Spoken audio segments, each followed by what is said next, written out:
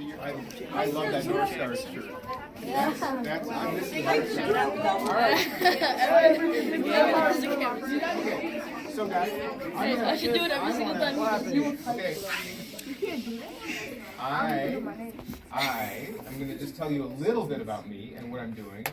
And what I love about these opportunities is to hear from you. I want to know what's on your minds. I want to know what you think I should be working on. And I want to help every one of you, no matter what your dreams or aspirations or interests are. I want to help you, and that's why I'm in Washington. I want to help people do what they want to do. And I grew up in I was born in St. Paul. And when I was just 6 months old, my dad died in the Vietnam War. Have you guys studied the Vietnam War? No. He couldn't afford to go to college. He grew up in St. Paul, couldn't afford to go to college.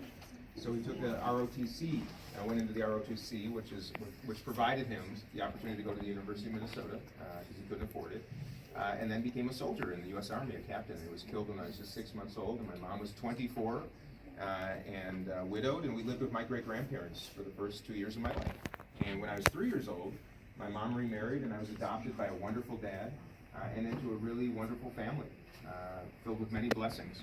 And I'm a person who's lived on both sides of advantage.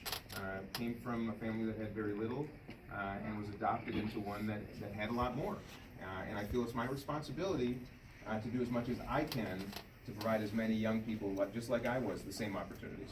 And I've got two daughters myself, 18 and 16. They were 18 and 16, they're 21 and 19 now, but 18 and 16 in that last election, the presidential election. You remember that one? Yeah.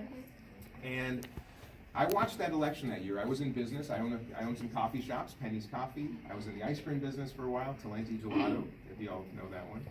And I was watching the election that year, and I found it really upsetting to see how our country stopped being respectful to one another.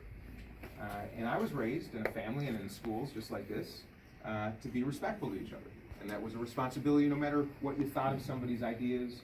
And that's the core responsibility of being an American, is being respectful. And what I saw was so upsetting to me. And the night of the election, my daughters were very upset. And I woke up the next morning and I said, I'm going to do something. Instead of being an observer, you got to be a participant. You know, sometimes you got to sit on the bench, but you want to get in the game. And I thought this was the time to jump in. And my message to all of you, no matter what you want to do with your lives, you got to just take a chance. I took the most scary chance I've ever taken in my whole life by deciding to run for Congress. And it was the best thing I ever did. And I'm going to try to... Can I go to picture with you after? Yes, you can. but now you got to ask a real question. Anything. What's important to you? Well, is it hard, like, with all that, being in Congress? Is it hard? It's the hardest thing I've ever done. And as you'll find out in your lives, oftentimes, the hardest things you do are the ones that bring you the most joy and happiness. And it is hard, and it was scary to consider even doing it. And it's a lot of back and forth, and it's a lot of circumstances where I'm really nervous, when I have to speak in front of the entire House of Representatives, or if I have to meet with the president, right? You get nervous the first time, but then you do it, and you realize, oh my goodness, they're just people just like you and me. So yeah, it's hard, and it's also the best thing I've ever done. And if something's not hard, that means it's probably not going to be as fun in the long run. Yes? What's your favorite coffee? My favorite coffee, of course, is Penny's Coffee. I like a dark roast, like my coffee, dark roast, black, nothing in it. And I have a lot of it every morning. That's what makes my job a little less hard. Yeah. What's the hardest part about running? The hardest part about running for office was the mean-spiritedness. Was being bullied, essentially, because some of you in this room surely know how that feels, and it stinks when people think they know who you are and are willing to go on Twitter or willing to even do ads on television that are just not fair and not true, and that's hard. But once you realize that that's not what matters, that you do something for a higher purpose, and if you have faith in yourself and confidence in yourself, you persevere. And when you campaign, you develop this beautiful family. I've lived here my whole life, and I went to neighborhoods, and I met people in communities I never even knew existed in my own backyard. And they become my family. And when you run for Congress, run for office, having that family with you is really fun. and it's really, really important. But that was the hardest part, is being mean-spirited people. And the only way to overcome that is to sit down with someone face to face, because it's really easy to use the phones in your hands right now to be mean to people. But when you're sitting across from someone and looking them right in the eye, that's where decency has to come out, and that's what I believe. Yeah. What made you take that leap of faith, like to become the congressman? Thank you. What made me take that leap of faith? It's the same one I hope all of you take at one point in your life. When you have a decision about jumping into something that you think is going to be really hard or might be frightening, I faced that same moment because I knew it was coming. I knew it would be really hard. And when I watched that election, I thought to myself, first and foremost, I wanted to show my own daughters what I expected of them, which is not to be, if you're going to complain about something, you darn well better have an idea or a solution. That's what I always taught them. And I also taught them that when you feel uncomfortable in your own country, or you're concerned about the way things are going, thank goodness we live in a place where you can actually do something about it. A lot of people in this world don't have that possibility. A lot of people in a lot of countries don't even have the chance to try to change their own lives, and we do. So that's the one. And like I said, it was the best decision I ever made. Yeah. I'll come in the back next. What do you think about Trump's like immigration law? Immigration laws? Yeah, what do I think about immigration laws? Well, probably like most of you and your families, my family's an immigrant family. We just happen to be here for 5 or 6 generations. My family came from Eastern Europe in the late 1890s. We're a Jewish family, and we left. My great-great-great-grandparents left because they were people in their own towns were being killed just because they were Jewish, and they came to a place that wasn't very friendly. The United States was not very friendly to Jewish people when they came over around 1900. In fact, Minneapolis was known as the most anti-Semitic. You know what anti-Semitism means? But being anti-Jewish. Minneapolis was known as the most anti-Semitic city in the entire country when they came over. They all had to live in the same place because you couldn't buy a house or even rent a house if you were Jewish outside of North Minneapolis at that time. But they believed, they worked hard, they built a little business. They taught me that it's my responsibility to look out for people the same way that they would have wanted people to look out for them when they came here. So the United States is built on immigrants. It's not a matter of anything, no matter what you hear on the TV, that is the whole foundation of America. That's what the Statue of Liberty is all about. It's greeting people. And I believe that we should find a path to citizenship for people who are here on TPS, who are here for DACA, Dreamers, and DED. We have an amazing librarian community in our 3rd district that we just extended DED for another year, but we got more work to do. And I want to see us provide a path to citizenship for people who are here for better lives, who are willing to work hard and pay taxes and follow the laws. And I think we should be much more accommodating. But we also need laws. We can't just let anybody in at any time. We have to have a process so that people who have been waiting a long time for the opportunity to become American are treated respectfully too. And we can do both. And that's one of my jobs. In the very back. Oh yes. You're next. That's right. Okay, go ahead, and then afterwards. Yeah. Oh, okay. And if you say your names before you ask your question, just so I can know your name. Yeah. Go ahead. Yeah, you. Okay. My name's Yasmin. What do you enjoy the most about your job? Okay, what I enjoy the most about my job, and I'm not just saying this, it's doing this. I am so psyched to be here because it wasn't long ago that I was sitting in a chair in my library in middle school listening to people just like me, and frankly not caring so much at the time. But this is what I love. I love meeting all of you. I want to know your names. I want to know your stories. I want to know what you think. And that's what I love more than anything. And when you serve in Congress, whether you're at home, as I am right now, of course, and talking to people that live in the district I represent, or whether I'm in Washington, talking to people who come to lobby, young people and older people from all around the world, I love people. And the best part about this job is every day you get to meet amazing people of all kinds of backgrounds, colors, races, religions, ideas, and it's a really cool job. When you get the chance to meet so many neat people. And that's my favorite part. And it's about helping people. If you're ever at a point in your lives, and you surely are sometimes already, where you're just having a tough day, or you're kind of sad, or you're kind of down, do you know the easiest way to get happy again? Is help somebody else. I've found that through the time I was at your age to now, the best moments of my life when I'm feeling down, I help somebody out, and I feel better again. And that's what this job does every day. All right, now your turn. Yeah. And what's your name? Travis. Travis. Will you be running again? Oh, will I be running again? So, how, do you know how often, if you serve in the House of Representatives, how often do we have, how many years do we have for a term? You know? 2. The president has 4. Members of the House of Representatives, as I am, have 2. And the Senate has, do you guys know how many the Senate has? No. 6. Now, let me tell you, this is really important. Do you know the reason why we have to run every 2 years? Because the president has 4 years. So our founding fathers, when they developed this system, they wanted the House of Representatives to be every 2 years, because if you didn't like the way the president was doing the work of the job, it allows the country to actually make a change in the House of Representatives, in the legislative branch. They call it checks and balances. So it's a little hard, because 2 years comes up really fast. And as you know, one of my biggest problems with our political system is the amount of money that is spent and raised running for Congress, and we have to constantly be doing that, and I think it's a big problem, but it's every 2 years. And the answer is yes, I'm gonna do it again. I love my job. So I'd love to, with your blessing, I'd love to continue doing it. Yes, right next to Travis. My name's Anna. Hi, Anna. I was wondering if you would ever find yourself running for president. Well, I might be the only Democrat who's not running for president right now. You know, first of all, 2 years ago, I would never have imagined I would be a member of the Congress. And I would never say never. You know, just for the same reason I decided to run for Congress, if that same thing happened with the presidency, where I thought that because of my background or the way that what the country needed at that moment, I could somehow be of value, I would consider that at some point. So I never say never. You never know. Yeah. So all those ads about you saying alcohol to underage, they're false?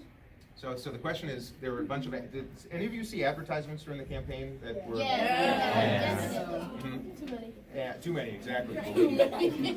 And some of them accused me of not giving health care to employees, which is not true. And some of them accused me of intentionally selling alcohol to minors, to people who are, you know, under 21. And that's not true either. And that's the sad truth about politics right now. If you can't appeal to people because of the issues and the perspectives that you bring to the table, you try to demean and diminish the other person.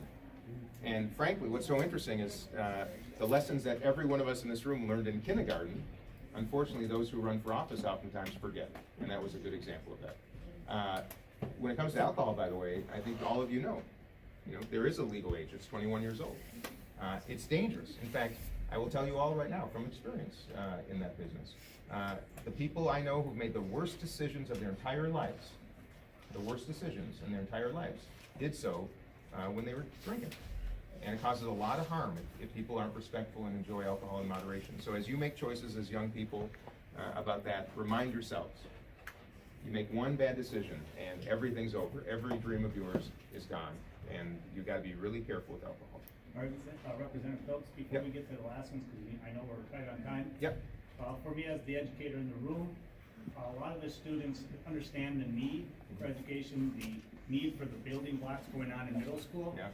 You attending Brown, U of M, can you give them, what's the advantage, what's the positive of higher education going to be for them? Yes. So I'll say this. You can all have bright futures as long as you work hard and dedicate yourself to it. There are lots of ways to become successful, and thank goodness we live in a time and a place and a country where you can. But there's no question that to be successful in just about anything, you need an education. And you gotta pay attention to your teachers now, and you gotta do your work. And if those of you who aspire to college, and I hope most of you do, it is important because we live in a time and an economy where knowledge is power. Knowledge is power. And every single day you come to school, remember that every hour that you invest in your schoolwork is making you a more powerful person. Because that is how this country, that's how the world works right now. So invest, and it is. The notion of investing means when you put time into something, you expect a return, something back. And education is the best investment that you can make by dedicating yourselves to it. And then we in Congress have a responsibility to make it easier for you. The same way that for my dad, who was killed as a soldier, was able to attend the University of Minnesota, it was because of a government program that afforded him education. So please work hard. I was lucky because my parents made me. They didn't give me another chance. I had to work hard. And hopefully many of you have people at home that are doing the same thing for you, but if you don't, you can make that decision yourself to work really hard, and it'll be the best decision you ever made. And a couple teachers made a huge impact in my life. Mr. Stepnick, when I was in 5th grade, made a huge impact in my life. Mr. Steely, when I was in high school, made a huge impact in my life. And he came back to work on my campaign for Congress. So your teachers are extraordinary blessings to each and every one of you. And I promise you, as you get older, you're gonna reflect back and remember them too. So work hard. Do we have time for a couple more? We have one more for sure, and then we'll take pictures, and what I'd Okay. like to do is have you answer the question without making the noise so Mr. Phillips can respond. yeah. Is we're gonna actually put you here and take the picture this Oh, way. I like that idea. So we'll kind of change everything around a little bit. Okay, cool. Yeah. So, And what's your name? my name is Ben. And Ben. With you being a Democrat and Trump being a Republican, my question is, how do you feel on like him like trying to like get impeached? People trying to impeach. Impeach, okay. Yeah. So Ben's question is about the president, President Trump, and he said, you know, I'm a Democrat, he's a Republican, was one kind of comment, and then the other was about what my thoughts are about impeachment. And impeachment shouldn't have anything to do about whether you're a Democrat or Republican. You know, what I believe in, I believe that the President of the United States should have the character and values that represent our country. Someone who is inclusive, someone who is empathetic, who cares about other people and can relate to their feelings. A president who puts people's interests ahead of his own or her own. Unfortunately, I believe that in many cases this president hasn't done that. That alone is not enough for impeachment. Impeachment, the test of impeachment is committing high crimes and misdemeanors, which is something that you could go to school for 5 years and never understand exactly what that means, which means it's up to us in Congress to decide that. That's why the Mueller report that some of you are probably familiar with, the research into whether or not the president colluded, if he cooperated intentionally with Russians to influence the election. The report is ambiguous. It's not saying that he absolutely didn't, and it's certainly not saying that he absolutely did. So I believe, right now, based on what I know, and I'm very disappointed, by the way, in how he's conducted himself, but I do believe it's in the country's best interest to let 150 million voters coming up next November be the judge and the jury, to be the ones that decide that. Because impeachment is, the gravity, the consequences of impeachment are very, very significant. And I'm mindful of that. And I think that it's time for Congress to do its job as a co-equal branch of government to make sure that we have checks and balances on the president. That's what I think right now. And I will tell you another thing. I'm a Democrat, he's a Republican. That doesn't matter to me. I work with Republicans every day. I love my Republican friends. I met with the president in the White House for an hour. And I saw, just as you all see on TV, I saw a lot of the things that make me really upset sometimes about him. And I also saw a side of him that made me understand why a lot of people really like him. He was hospitable and thoughtful and kind of funny and nice. And that's true, and you'll see this in your entire lives, everybody. If you draw conclusions based on what you just read about somebody and you've not spent time with them, you should keep your mouth shut. Because we all have to sit down with people before we can really decide what kind of people they are. And that's true of the president, and it's true of each and every one of us. We Yeah. won't have any time, sorry, Oh. Mr. Phillips, I didn't know you were in. Here's what I'd like to do, as you're making your way around, Yeah. the people in these rows, you're gonna turn your chairs this way.